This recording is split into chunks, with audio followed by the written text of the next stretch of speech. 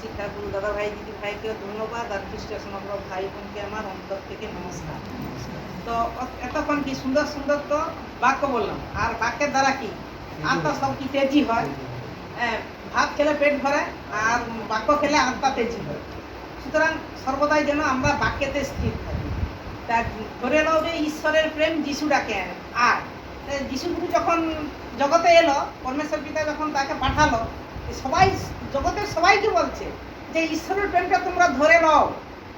হ্যাঁ, সবাইকে বলছে, কিন্তু গুটি কয়েক লোক তৎকালীন বাজারে গুটি কয়েক লোক তার সেই ঈশ্বরের প্রেম ধরছে না।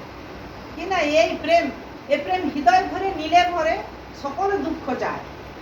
হ্যাঁ, তাহলে এই প্রেমকে যে হৃদয় ভরে নিবে তো সকল দুঃখ যাবে। তাহলে আমরা কি এই প্রেমকে হৃদয় ভরে ধরছি না? কি না বিশ্বাসে, যে কেমন বিশ্বাস না, যিশুগুরু মৃতগণের মধ্যে হচ্ছে পরমেশ্বর কিন্তু তাকে তুলছে। এই বিশ্বাসে কি যেন যে ঈশ্বরের যে প্রেম, সেই প্রেমটাকে বিশ্বাসের সঙ্গে যেন আমরা ধরে রাখি। কারণ